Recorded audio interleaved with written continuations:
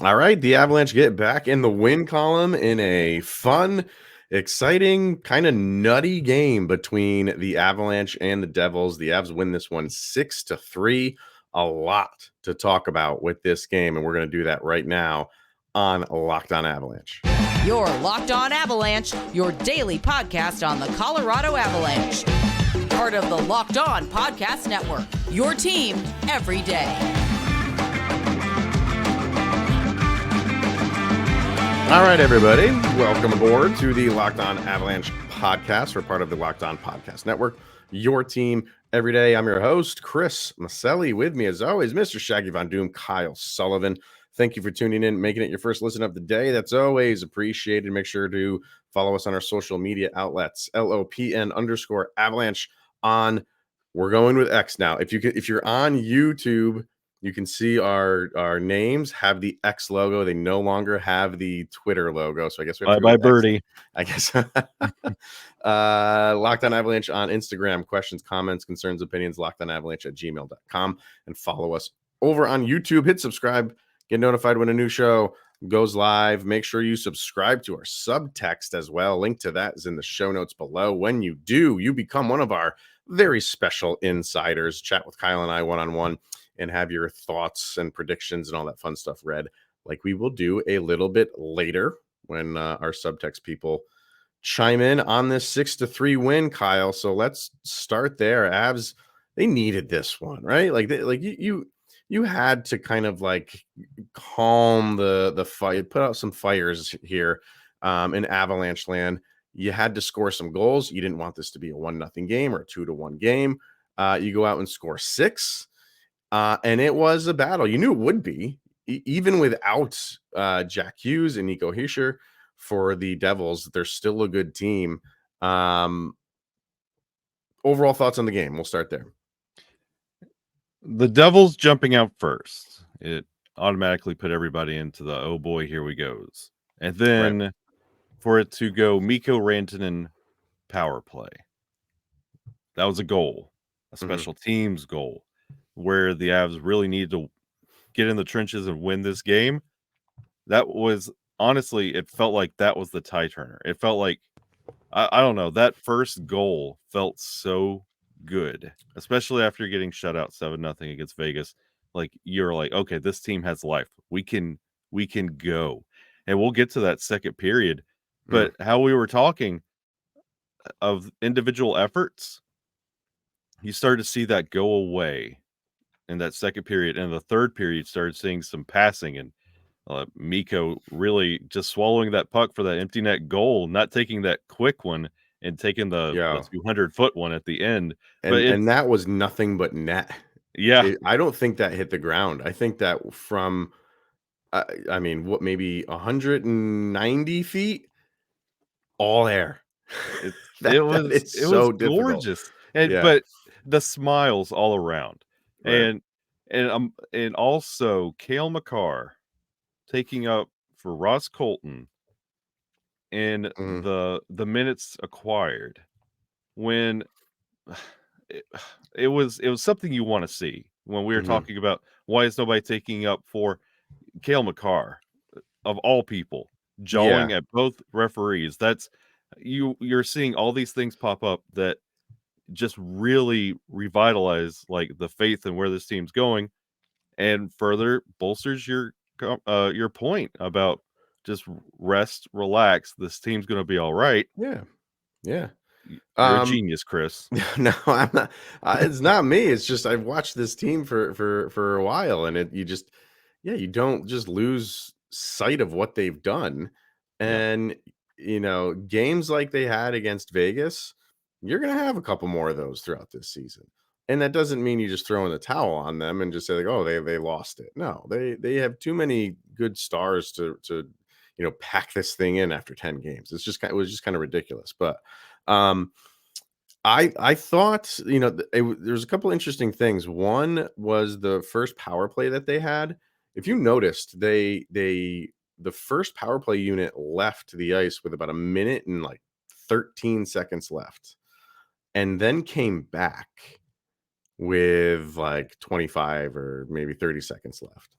So like you did that, and then on the power play goal, they got that they had a little pass from behind the net from Mikko to Arturi Lehkonen, who was right in front of the net. It didn't go anywhere, but the puck kind of scooted back out, and they just kind of cycled around, and then Kale threw that pass shot to Mikko, who chipped it in.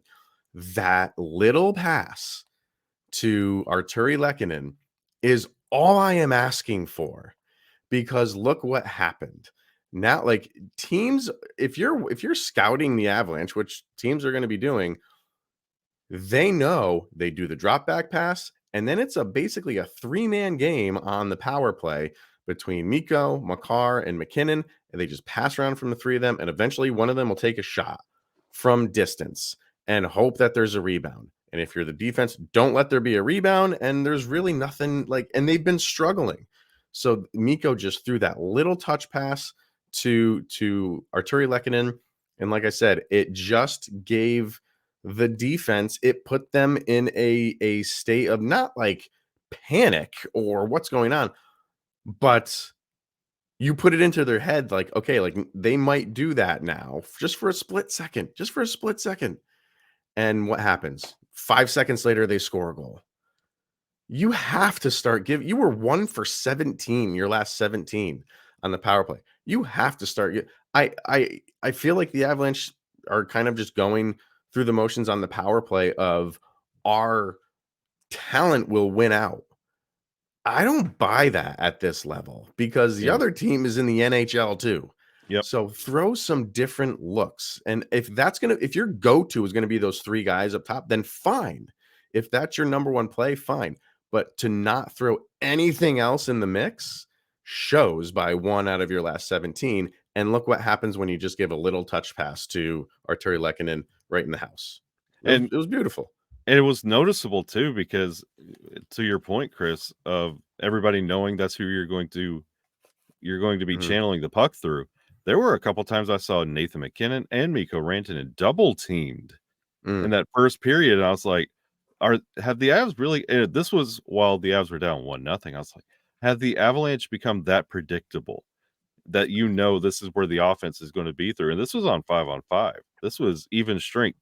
And I was just like, you don't see double team 5-on-5, but they were trying to pull that a couple times on Nathan McKinnon and Mikko Rantanen. So bringing Arturi Lehkonen on power play and just making them account for, who is this guy? Why are we not accounting for them? That little bit of hesitation opens up so many doors for other players to score. And you started to see them do some different things on other power plays. Like Nathan McKinnon, his normal house, his home is on the left-hand side. He was on the right-hand side a couple times, kind of facilitating, and then just circling behind the net. They were doing different things. What was their and they were only 1 for 5, but you saw them moving. Yeah. It wasn't stagnant. It wasn't just slow passes. Nobody really moving. They were making quick passes, and they were 1 for 5. And that you want to be a little bit better than that. If you can get maybe 1 more, that's kind of where you want to be if you have 5 power plays. But at least it wasn't just your regular boring power play that we've seen. And they had to change something. When you're 1 for 17, you cannot keep doing the same thing. So I was happy with that. And you know what that shows? Like, you could see many different looks and many different wrinkles that the Avalanche rolled out on the ice against the Devils. That this is the conversations that we have been having all through the week. This is something that Bednar and the team have. And this reeks of, this was worked on in practice. Oh, absolutely. Like this. That's, Oh, your butt. Problem solved. Go ahead. Thank you. And, you could see that this was a point of emphasis in the game planning and refinement. And it goes to your point as well. Like, you can't keep believing on, this is what we're going to do and it's going to work over time. No, they know something's not working, so they're going to get in there and refine it. And you saw them kind of flirt with that in practice, the 3D power play. It's not going to happen. Making you think and getting you out of your comfort zone. And this is, you could see the results. You could see how different this team looked against a quality opponent in New Jersey. Yeah, absolutely. I thought this was a fun entertainment. It was a lot of back and forth. You had one team getting up, another team coming back, tying the game. Like, you had a lot of that. And a lot of that was because of this just crazy second period that happened. So let us dive into that right after we hear from eBay Motors. And passion, drive, and patience, it's what brings home the winning trophy, is also what keeps your ride or die alive. And eBay Motors has everything you need to maintain your vehicle and level it up to peak performance, from superchargers, roof racks, exhaust kits, LED headlights, and more. Whether you're into speed, power, or style, the Nathan McKinnon trilogy, eBay Motors has you covered. With over 122 million parts for your number one ride or die, you'll always find exactly what you're looking for. And with eBay Guaranteed Fit, your part is guaranteed to fit your ride every time, or your money back. Because with eBay Motors, you are burning rubber, not cash. And with all the parts you need at the prices you want, it's easy to turn your car into the MVP and bring home that win. Keep your ride or die alive at ebaymotors.com. Eligible items only. Exclusions apply. eBay Guaranteed Fit is only available to U.S. customers. So the first period comes and goes 1-1. It was good, solid first period. I thought, both teams had good moments. For the Avalanche, you got that goal. And then the goal that, has been eluding you. And then the second period comes around, and it kind of starts with a Miles Wood hit, legal hit. And then there was right after, but it was a legal hit, but it was rough. Yeah. And it's one of those hits where the opponent's not going to like it. And I can completely understand why the Devils would come over and kind of mix something up. I did not like, I think it was, who hit Wood? I had it down. I thought I had it written down here, but let me see. Who did Miles Wood hit? Who hit? No. Who hit Miles Wood in the back? It was Hamilton. It was Dougie Hamilton. Yeah, Dougie. Yeah, it was Dougie. Who taking came up for Jordan Siegenthaler. Which I understand if you're going to come over and stick up for him, but the way he did it was just, dirty, flat out dirty. And they called him for a penalty. Fine. A few minutes later, Ross Colton, who had a goal, he just takes out the other Hughes brother. He takes out Luke Hughes, and then they're not going to like that either, because that one looked a little bit harder than the Miles Wood one, which they actually call a penalty on Colton for that hit. Okay, I can see that. And then the Devils are going to protect him. So what does Colton do? It's tough. I don't know if he's trying to, I think he's clearly trying to protect himself, but in doing so, he cross-checks. Who was it? I can't remember. Timo Meier. Oh, it was Meier. You're right. He cross-checks Meier right in the face. And that's just automatic. Like you're gone. Yeah. So he gets all of it. He gets the 2, the 5, the 10. He's done for the night. Start with that, and then we'll get into the craziness that comes out of that, because I didn't like the Hamilton hit on Wood just as much as I didn't like the Colton cross-checking Timo Meier to the face. So where are we going with these two things? Well, that Miles Wood hit, the first guy to take up for Miles was Ross Colton. He was the guy getting in there and getting scrappy. Right. Taking up after everybody was going after Miles, because Miles is a former Devil. So they took it a little bit more personal than you would initially, like, on paper. Like that would be the equivalent of like Burakovsky coming in and doing that exact same move. You're like, right. Wow, that one really stings the fan base. Right. And then Ross Colton, I think if he didn't do that little explosive move with the elbow, just the kind of... Oh, what are you talking? When Ross Colton went and did his hit, yeah, he kind of... There was a lot of shiver. Yeah, there was a lot of extra WWE type selling on that move, and then to go and continue, after already tensions were high after the Miles Wood hit, and then continue that. Yeah, I get it. And I was hearing back and forth in the broadcast, oh, that's a suspension. And then the voice of reason, Paul Biznasty, says, well, he's like, no, that would not be a suspension. We're going to find out. I don't know. I don't think, because honestly, nobody was hurt. Everybody kind of Right. walked away. I don't I think he gets a suspension because they removed him from the game. If he was allowed to continue to play, I think they revisit it and maybe Yeah. suspend him for a game. But he missed half a game. So I don't see it coming. Would be surprised if he gets an additional game. I would be. I think they'll maybe. Well, I don't. If you have a hearing, you're basically getting a suspension. Yeah. So maybe is there a fine here? I mean, there's a penalty on it, and you can get fined for specific penalties. Maybe that's coming, but I think because he got the match penalty, that's kind of equivalent to a suspension, even though it's not a full game. It is part of a game, and I think that will satisfy Department of Player Safety. But you genuinely have no idea how they operate, so who knows where we're going with this? And I cannot remember for the life of me a 7-minute power play. I cannot remember the last time I have seen a team carry a 7-minute power play.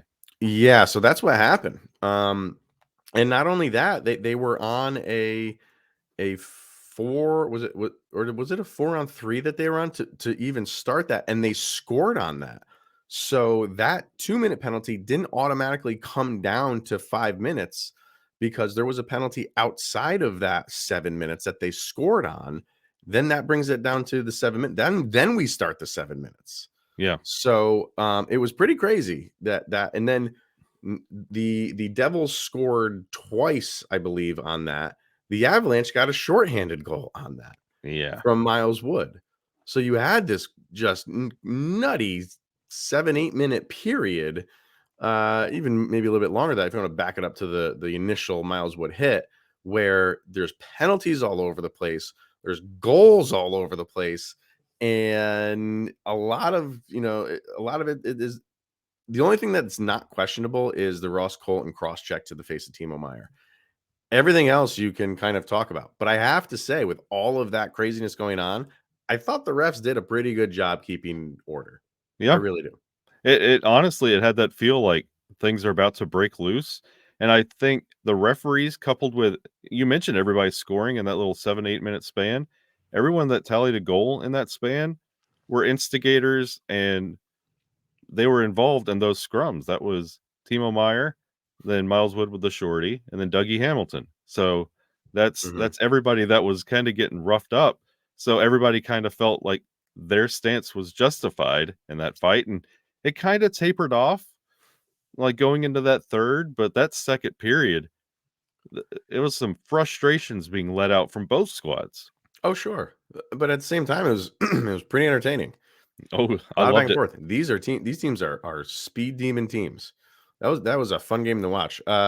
Peter Baugh just posted this, and Jared Bednar talked about the whole Ross Colton thing, and he doesn't really seem too happy with it as far as like what the penalty he got. Said he's forechecking hard. I saw it very similar to the Wood hit, which we were just talking about. Mhm. The guy is trying to wield the net. We're cutting him off. There's going to be contact. I think the difference was Hughes at the last second, he tries to turn out of it without the puck, so it didn't look good. He gave him 2 minutes. I'll give him that call after the fact. Honestly, I didn't even see that until I watched the replay. But Meyer turns back to go at Colton, and he comes at him with a high stick. You've got to defend yourself, and your stick has got to come up unless you want to take one in the teeth. And that's what he does. It's a reaction play to me. I didn't think he deserved a 5. I get that, but it goes back to that thing where you have to, you always have to be in control of your stick. And I'm not saying Ross Colton intentionally tried to get Timo Meier in the face, but that's the end result. And if you're always supposed to be in charge of your stick, then that's the end result of it. Completely understand what Jared Bednar is saying there. That's the only part that I don't agree with. Even if you didn't mean to do it, it's like a tripping call. Even if you didn't mean to do it, still a penalty because the action occurred. And I agree that that hit on Luke was 50-50, and you can argue it all Yeah. day long. But when it comes, like, I'm not going to agree with Bednar. I get it. You're telling the company line on that. But I mean, after that hit, already being 50-50, I think you lose good faith going into that Timo Meier hit. And then if you're going right after that hit into Timo Meier and then possibly blood, it could have been even more. Could have been 9 minutes if there was blood. Like Jeez, it's imagine that. yeah, just let him walk. Just Yeah. let it go. I'm sure there's a lot of Avalanche fans who don't think the hit on Hughes was a penalty. And I think that really can go back and forth. Yeah. It is a hard play. Hughes does pull up. He does pull up, but are you going to fault Ross Colton for finishing a check? No, you're not going to do that either. So it's just one of those tough plays. But all of the aftermath, I think the refs had to do what they had to do. Yeah. Overall, though, so just finishing up the game, going into the third, I think a lot of people were expecting more of that. I wasn't. I think teams usually settle down and say, like, that's not how we want to play hockey. So let's get back to playing. We're both fast teams. We both can score. Let's get back to that. And you saw that. And there was some really good action, really good back and forth. And then what do you get? You get a Ryan Johansson goal on a really bad pass by whoever it was on the Devils. Kind of just, there you go. The blind pass for Vegas worked like a charm for them. The blind pass for the Devils turns into an Avalanche goal. So maybe the tides are turning. And then a little bit after that, you have the Nathan McKinnon, who's just, you knew he would be flying. He was everywhere. Mikko Rantanen with a nice pass to him, and Nate gets a nice backhand goal under the pads.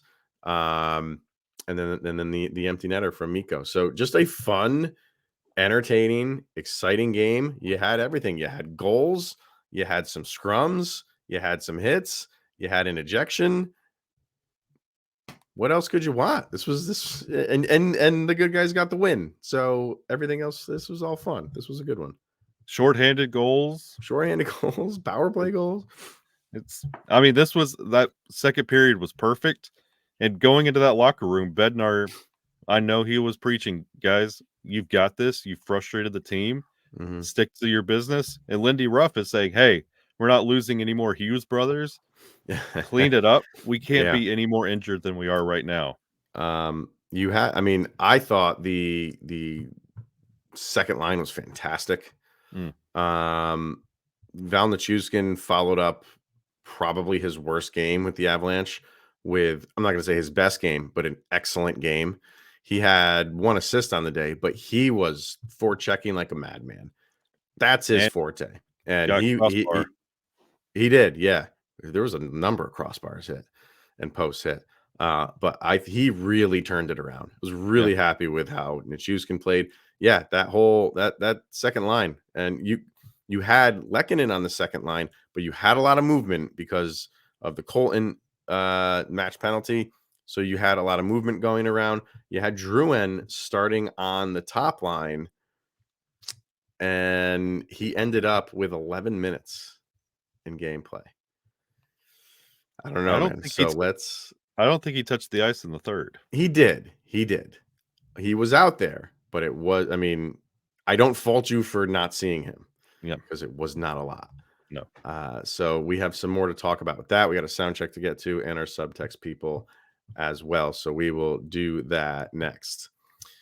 Right now, we are going to hear from FanDuel, the best sports book in America. You can score early this NFL season with FanDuel because right now, new customers get $150 in bonus bets with any winning $5 money line bet. That is $150 if your team wins. Who do the Avalanche have next up, Kyle? Seattle. You putting that $5 on the Avs for this one? And I'm putting it on Nichushkin too. Oh, okay. He's building Seattle revenge. Okay. I like where you're going with that. All right, do it. And so if you've been thinking about joining FanDuel, there's no better time to get in on the action. The app is super easy to use, and there's a wide range of betting options, including spreads, player props, over-unders, so much more. So visit FanDuel.com/locked-on and kick off this NFL season, which is well underway. FanDuel is the official partner of the NFL. To get to some stats quickly, you had Ryan Johansson with the goal, and Chuskin with an assist, Colton with his 1 goal, Logan O'Connor with an assist, Miles Wood, goal and assist. He was a +3. He only played 11 minutes and 49 seconds. Can that be right? They started cutting off that Man. fourth line, and yeah, there was some weird shifts going on deep in that game. That's I mean, but he was noticeable. He was Very. everywhere.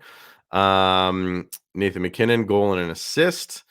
Arturi Lehkonen, as well as he played, did not still show up on the stat sheet. Nothing for him. Mikko Rantanen, 2 goals and an assist, so a 3-point night for him and a +3. The only defender with points was Cale Makar, and he had 3 assists and was a +4. So was Devon Taves, no points, but a +4. Yeah, what more can you say about him? So yeah, and just quick notes. Cale Makar started off rough, ended really, really good. He had some bad turnovers in the first, cleaned it up. Cale looked great. Ryan Johansson, Nathan McKinnon, both sitting at 5 goals on the season. Yeah. Makar did have some rough moments early on, but those guys turn it around. You know what I mean? Guys like him can say like, okay, like that was just a bad shift. Let's get over that. Jonathan Drouin is not doing that. No. I don't know what to do here, Kyle, because I don't. What do you do? What do you do with it? Like to be? I get Jared Bednar's. It's like the psychology of it all. You sit him, but you come out and you say, oh, it's not on you. It's just I want to get more guys like some time. And then when you do bring him back, you put him on the top line. And he found his way mid-game down to the 4th line. And if Ross Colton didn't get eliminated from the game, Drouin probably wouldn't have been out there at all. Yeah. And that's the only reason why he was out there, I feel, because you're already down a guy. You can't be down 2 guys. You can't be down a healthy guy if one guy's already out of the game. I don't know what's going on. Like he like you hear the term like battling the puck. That's what he's doing. Like every pass he receives, it's just an adventure. Yep. And he just seems so uncomfortable and so out of sorts. Yeah, I'm done with the whole, but he's there for Nathan McKinnon. No, he's not. He might be holding Nathan McKinnon back, to be honest with you. And you know what? What are we paying him? $775,000? Yeah, it's not Big. the money. I mean, we could put him on waivers today, and I'm not going to lose a bit of sleep. Like the experiment is not paying off. Like we were talking about call-ups yesterday. I'm pretty sure like Pavel looked good. Mm-hmm. He surprised me. He looked good out there in Stasny's number. He looked okay. But yeah, there's nothing crazy. But I mean, you have more upside there. Like the Drouin, it's not wowed me yet, and he's had every opportunity to do so. Like everybody else has to work their way up, and he continually gets slotted right up there with Nathan McKinnon because they're buddies from Halifax. But what's the point? Well, I hope it's more than that. I hope he's, it's trying to get the best out of him, and I think you're always going to have that connection to Nathan McKinnon. So people are always going to think that. But I mean, he's got a point on the season, and it was the first game of the season. So I've said over the past couple episodes how as a team, like I'm not concerned about this team, and you just got to get them out there. They just got to get, just go through the motions and just, play game after game after game, and everything will iron itself out. And I don't want to like take that away from Jonathan Drouin either. So it's like, we're still early in the season, but what you're seeing from him is not it doesn't give you. You don't have those moments. I'm not saying you should be mid-season form right now because we're not in the mid-season. But if you had some moments throughout some games through the first 11 games where you're like, that's what we want to see more consistently, I would be sitting here saying like, he'll get there eventually because you've seen glimpses of it. You've seen glimpses of nothing with Drouin. So that's where it's really concerning. I don't know what they do here. I think they keep riding him and keep giving him chances. But I don't know for how much longer they hold that. If they keep winning, then they keep trying it. Yep. We'll see. I was just about to say, every time the Avalanche win, it just hurts the fact that of realistically dealing with Drouin, because when you lose, you have to look at what makes this team better. It's not Drouin right now, and especially not on the top line. But if you win, it's enough to carry you over to the next game. Will he do Right. something against Seattle? We'll find out. But if it's another loss, this is one of those where you have to make the decision: do you make my team better, or do I have a better option in a call up, in Tatar, and Lehkonen moving up? There's so many more options. What are you giving me? 1 point is not enough. No, it's not. You mentioned Tatar, 7 minutes of ice time. So it's like these guys are already in the doghouse right now. Yep. So, all right, let's get on over to subtext. We got some people over there.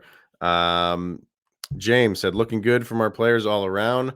Like I said earlier, the Colton play was something I would have rather not seen. The backhander goal from McKinnon was a beautiful play from all involved. The question on my mind for Colton is fine or suspension. Fine, yes. Maximum 1 day. Yeah, a fine I could see coming. I would be surprised if there is a suspension. Like I said, especially because they gave him the 10-minute. Depends on how Luke Hughes wakes up tomorrow. I mean, he came back. I don't know if they're going to take that into account. So, I don't know. And Devin said, "What a fight of a game!" Yeah, man. It was just that was like a mid-season form game. Just back and forth and entertainment. Best game of the year so far. I think so. Definitely. All right, let's get to our sound check for tonight. So, if you're new, this is our Locked On Avalanche sound check. Kyle and I pick one song that we feel best summarizes the action, and these songs go on a playlist over on Spotify. So just search LOA sound check. This is volume number 3. I should put this in the show notes too. I don't know why I don't. I'll start doing that. Yeah. Why not? All right. So I'll throw that in there too. All right. What do you got for this one, sir? I mean, this one, it works on so many levels. I won 6th place in a Guitar Hero tournament with this song. Oh, Iron Maiden, Number of the Beast, 666. We got 6 goals, baby. Contrary to nothing on the scoreboard, right. the Number of the Beast would be the devil. We took care of the devil. Perfect. That matches up perfectly. I like what you did there. That goes into there. I like what you did there. And it's one of those you can look back on and you immediately know it's the Devil's game. And this is going to be a game we're looking back on a couple times throughout the season when it comes to grit. We talked about individual efforts. This was the first team win the Avalanche have had all year. The Avalanche rallied together after that second period. I think that's a really good turning point for this team. So I went with that, the Number of the Beast, because we had their number last night. I love it. For me, I kind of honed in on that second period. And I guess you could say like the course of the whole game, but specifically that second period was just nuts. So that's why I went with a band that I very much enjoy called Mute Math. And the name of the song is Chaos. Because that's exactly what it just seemed like. It was just chaos. And Mute Math, do yourself a favor and look up their studio albums are great. Where they excel is live. Because they're one of those bands that like jump around, like they play each other's instruments and things like that. They just don't hone in on like one instrument. The drummer, who's his main instrument is a drummer, like he's everywhere. He does this thing where he picks up his bass drum, gives it to the audience, and they're holding it up, and he stands on the bass drum while he's like playing like other like he's nuts. He's awesome. It's so good.